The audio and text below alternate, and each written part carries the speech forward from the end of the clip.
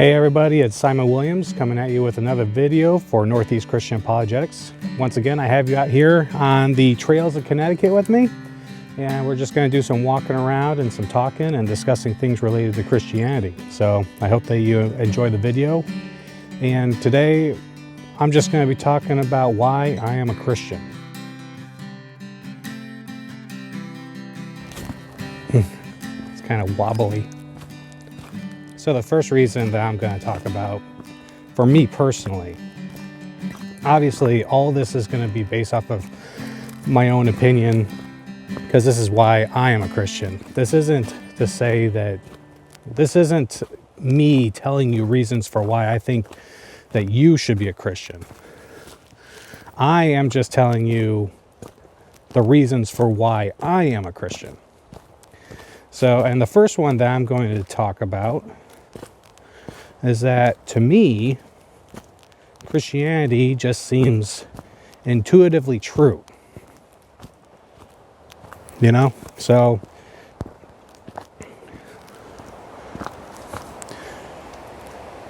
which way should I go? I'm going to go this way. When I talk about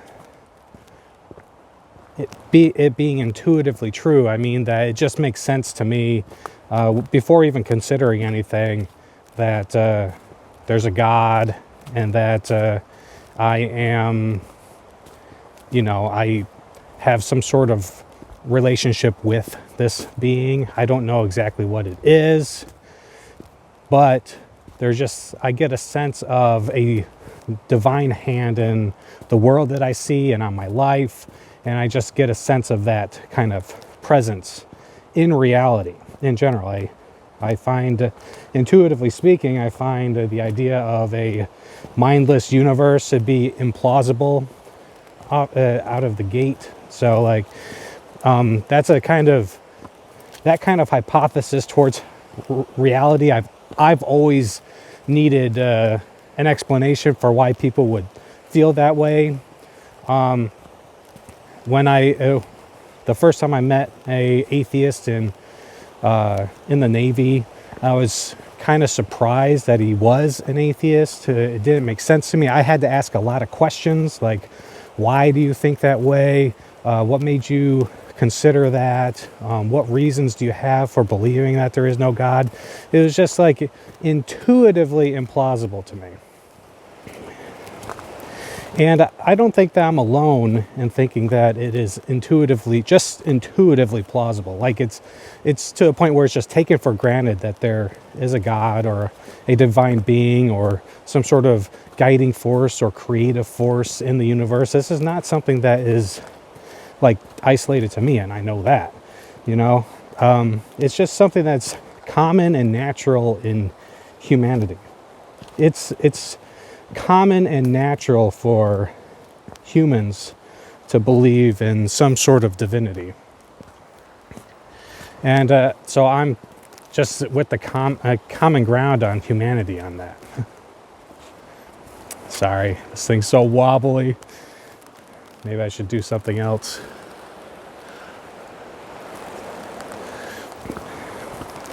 So that's where I said I just feel like I'm on common ground with humanity in that area. It's just the case that when you do studies on young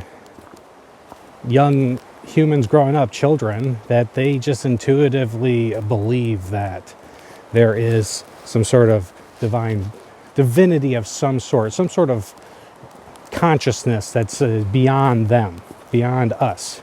And and that's demonstrated throughout human history, that religions have always been dominantly adhered to over ideas like atheism and things like that. So I think that it's just common and natural for humans to be theists. And what it boils down to is, what kind of theist are you?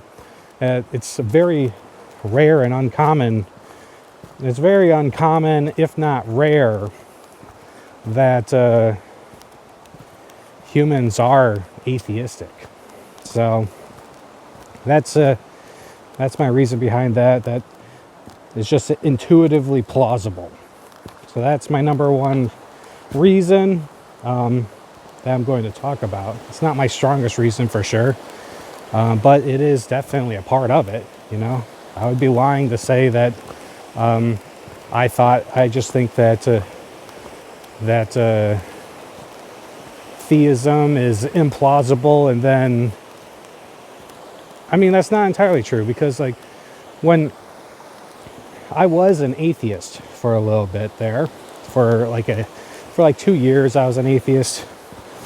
I thought for a brief period that, you know what, you're right, theism is implausible, so I'm not going to believe that God exists. I'm going to believe that he doesn't exist, or that I'm going to withhold belief in his existence. So it is something that you can certainly convince yourself out of. Humanity isn't like stuck in that route, obviously, or else you wouldn't hear about all these Christians becoming atheists, or atheists becoming Christian. Another reason why I am a Christian is because I think that it is the most plausible religion. You know, and I've gone into some detail about this, and this is related to my Pascal's Wager video that I did. So I have done investigations of other religions. I haven't done a super in-depth investigation of other religions. Not all of them. I've done a fair bit of investigation into Islam, I would say, in order to be able to differentiate between, in order to justify my belief in Christianity to my satisfaction over Islam. But really that investigation deals with, the afterlife and what is the different threats. I already talked about this, but basically, from my point of view, what drives the investigation of religions. When you start doing comparative religions and trying to decide which religion that you're going to follow, because like I said, I'm going to get into that later, but once you start investigating religions, and then they all talk about afterlives, like nirvana is an afterlife, could be a now life experience. Heaven is always post-life, obviously. You can experience heaven on earth, but it'll never be the same. But when I'm gonna have to remember where I am because I'm starting to take turns. I'm pretty sure I'll be fine. But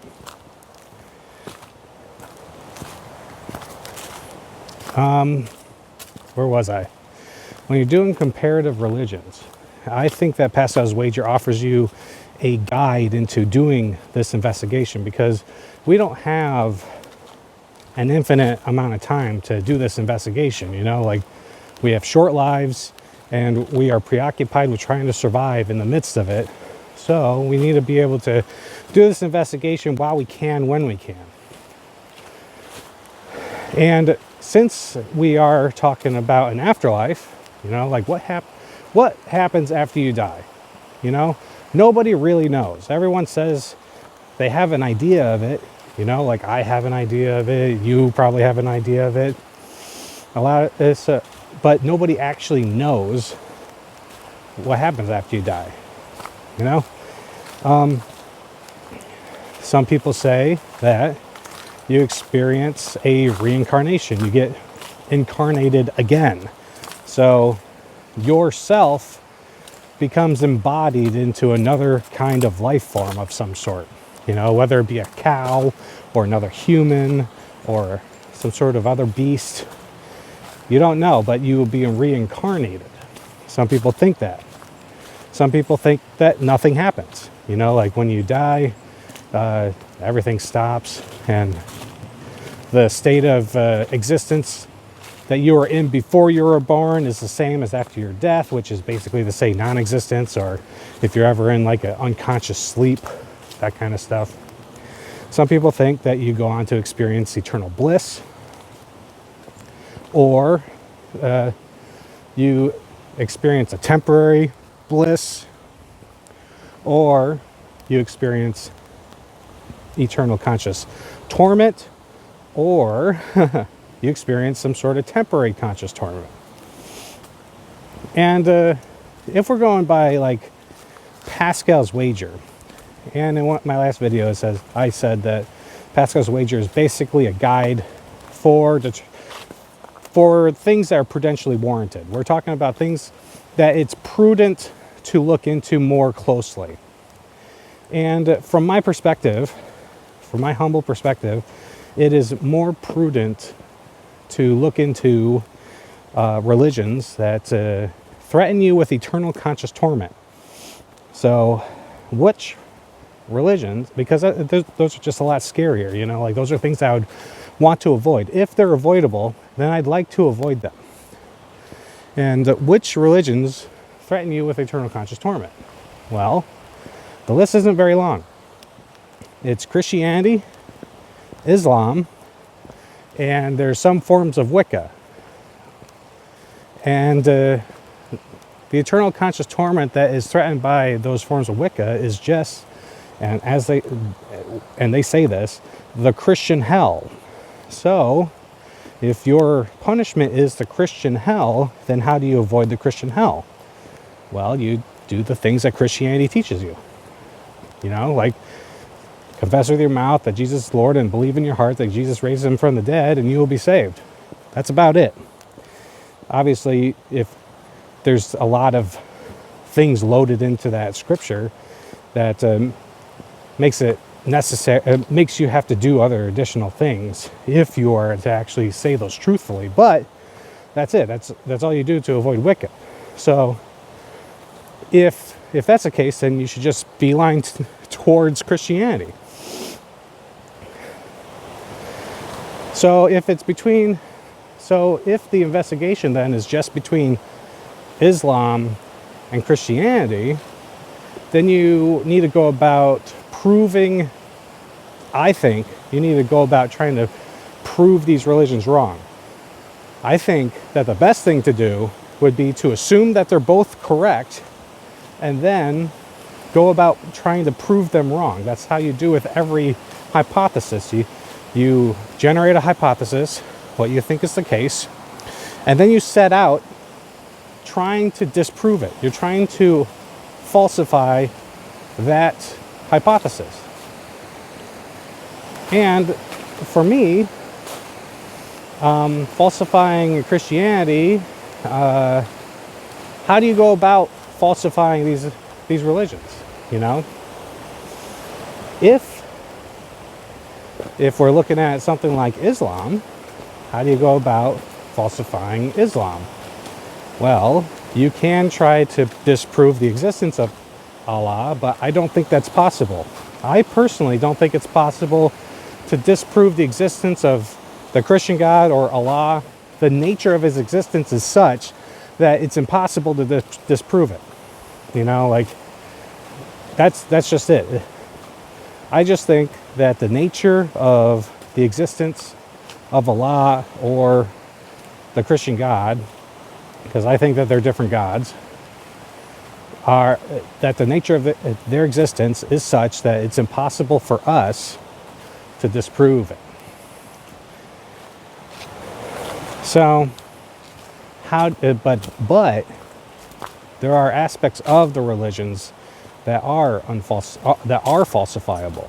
So, which parts of the religion are falsifiable? Well,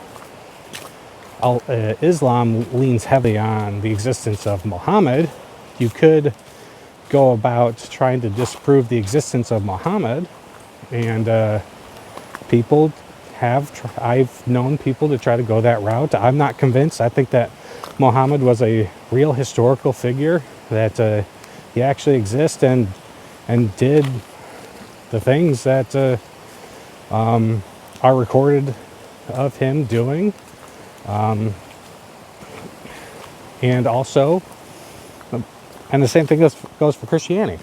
You know, some people go about disputing the existence of Jesus, and I think that their arguments are extremely weak. I think that Jesus is definitely a historical figure. Now I have no doubt about it in my mind. So I think that the evidence for Jesus' existence is better than Muhammad's. And, but so that is not a position that I could falsify Islam or Christianity on. All right, so in what other ways can Islam or Christianity be falsified? I don't think that there's any way to falsify Islam. I think that the eternal conscious torment threat is such that you would need some extremely strong evidence to disbelieve it. So the only way, from my perspective, to not believe that Islam is a true religion is to have a competitor outcompete it. And I think that if there is if a particular religion has more things that could be falsified but aren't, then that religion wins out. So what about Christianity can be falsified? And I'm talking about like cardinal teachings here. That cardinal teachings of Christianity is that God exists, the universe exists, and Jesus existed and died on the cross and rose again bodily on the third day, and was seen by his disciples and stuff like that. You know, like, obviously the universe exists. So it boils down to, was Jesus crucified? Which, I mean, pretty much everyone says yes. And but was he raised again on the third day? Well, how can we go about knowing that? And this goes into like textual criticism and stuff like that. What the church fathers say and whether the gospels are reliable and all that stuff. And after investigation myself, I'm convinced that the gospels are reliable and that they are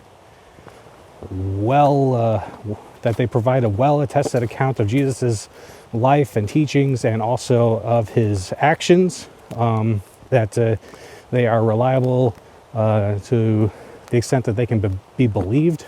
And so, like, and remember, when we are falsifying this Christian religion, we need to have a high standard. Like Christianity is innocent until proven guilty beyond a reasonable doubt, because we are talking about eternal conscious torment here. You know, it is not like some slap on the hand. Oh, you got the wrong religion. It is eternal flaming torment. So it's not sufficient to be like, oh, there's an inconsistency in these narratives. I'm going to throw out the whole thing. That is insanely absurd. That is crazy. So no, that's not acceptable.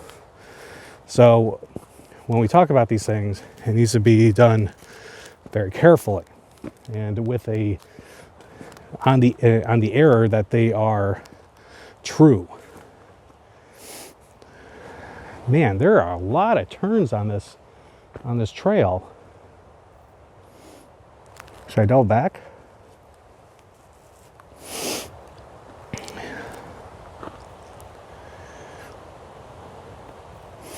So the Gospels and everything, right off the bat, are, from my perspective, this is from me. You can do something else. You can consider them false until proven true.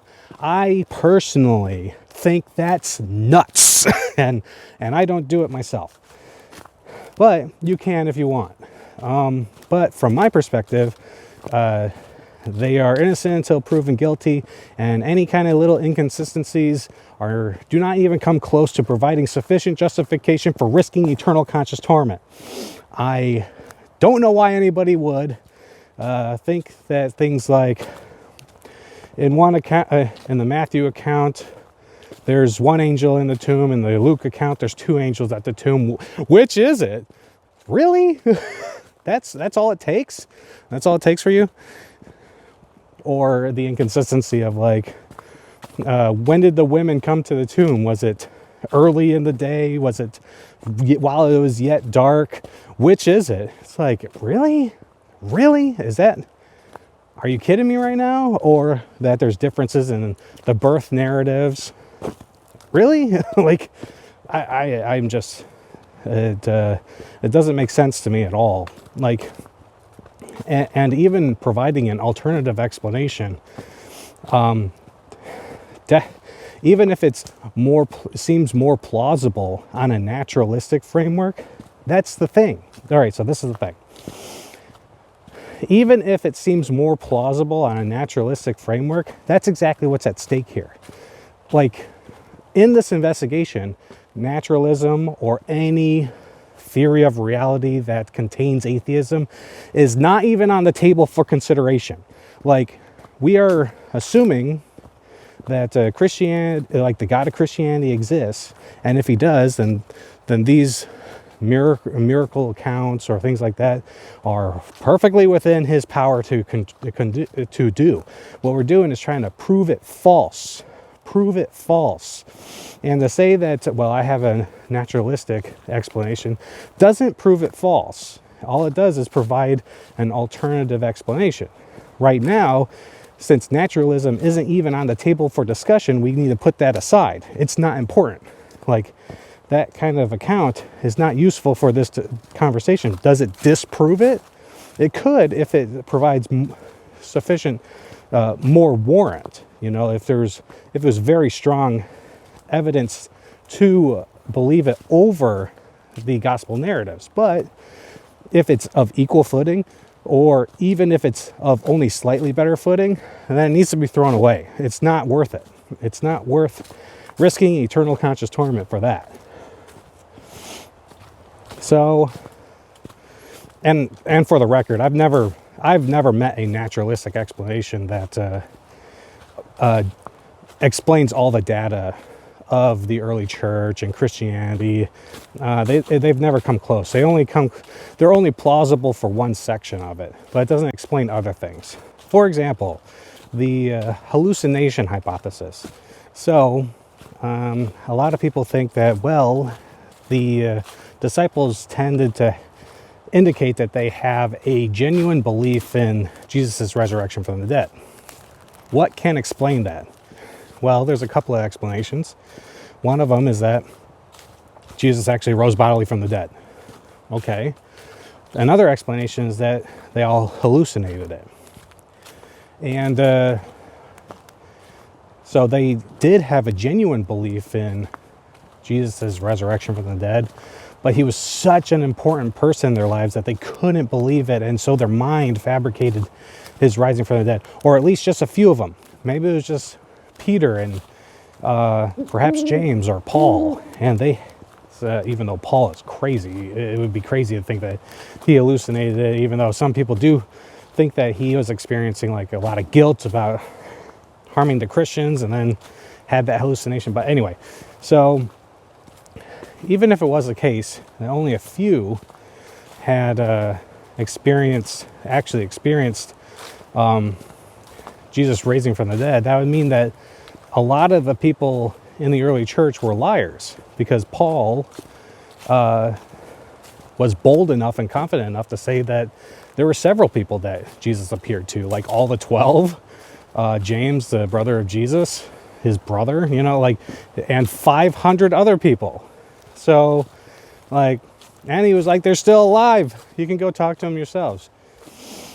Even though he doesn't name them, that's true. But, it is a letter. What the hallucination hypothesis fails to account for is things like the empty tomb. It doesn't account for that. The fact that Jesus died in Jerusalem, and the fact that the early Christian movement began in Jerusalem, the place where Jesus was crucified. That's strange. If it was a public execution, it'd be strange for the movement to rise up out of the place where the person was publicly executed if it was just a hallucination. So you need a separate explanation for the empty tomb, or perhaps the lack of body, you know. This was a fairly short time, as it's documented in Acts. This is a fairly short time after the execution. So it's man, there's a lot of turns. I think I'm going to get lost. Maybe I should turn back. But the river's over there. So I'm just going to go this way. We'll see what happens.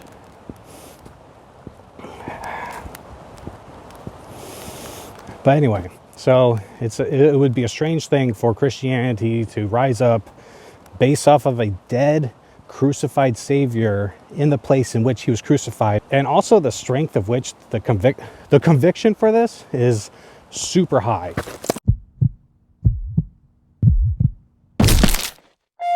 We're sorry, the number you have dialed is not in service at this time.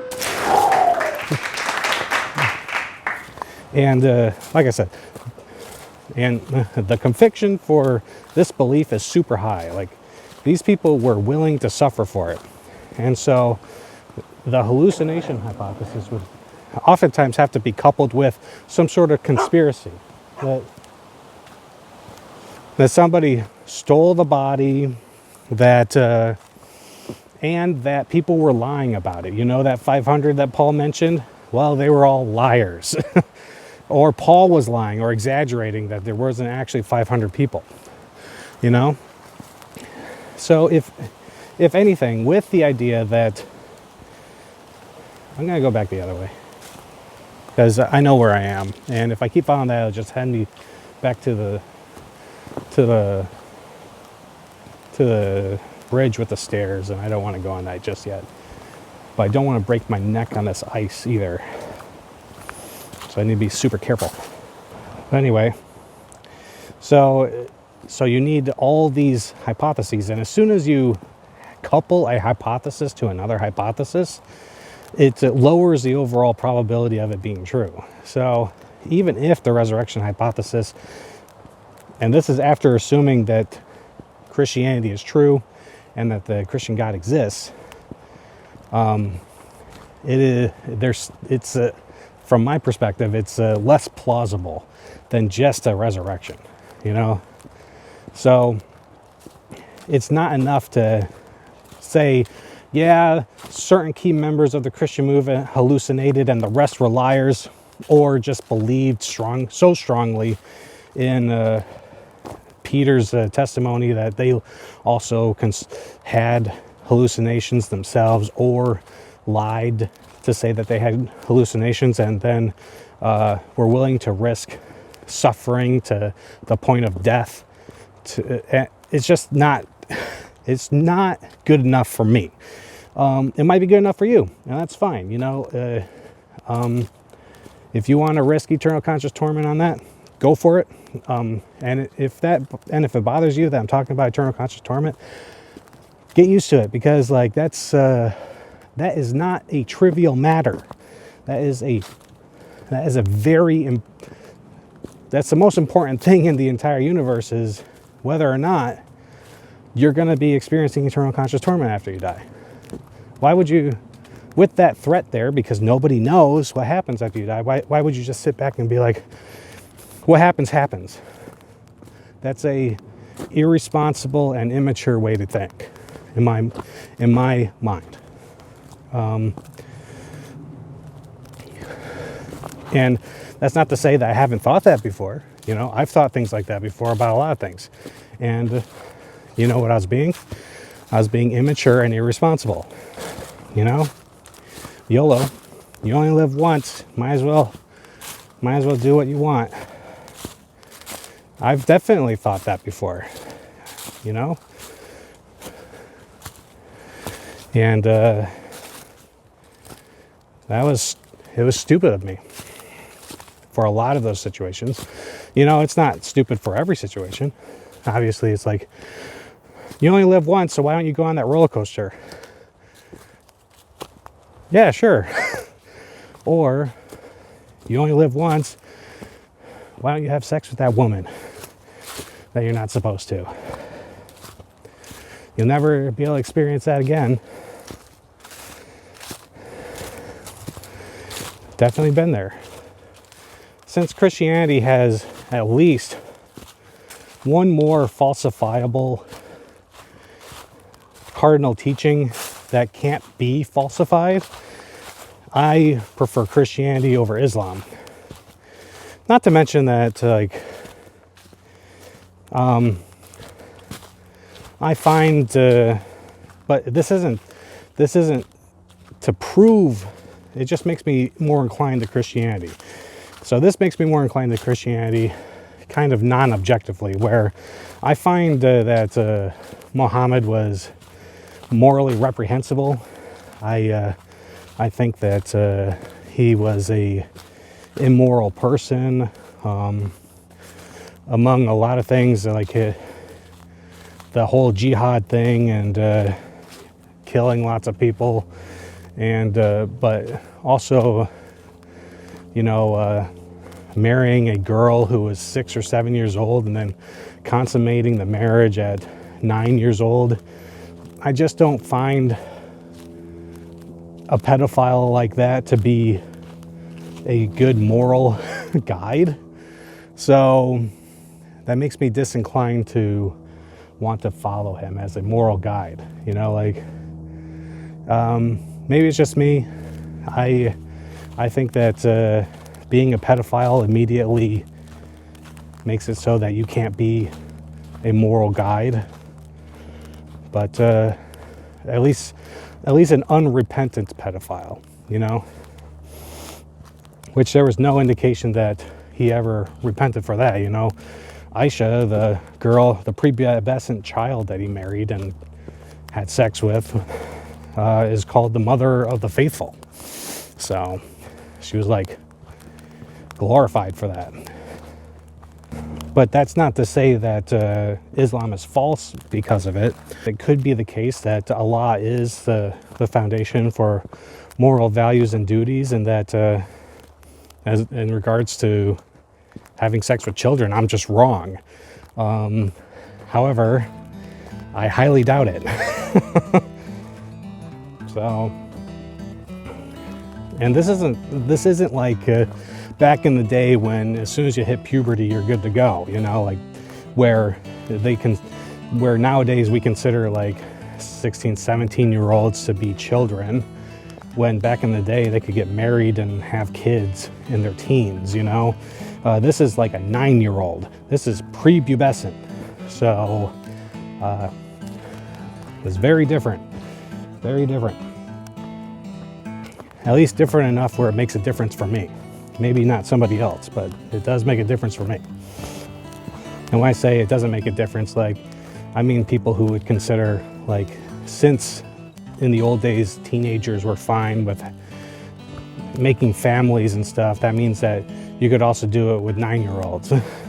I don't know who would ever reason that way, but I'm sure there's people out there that would.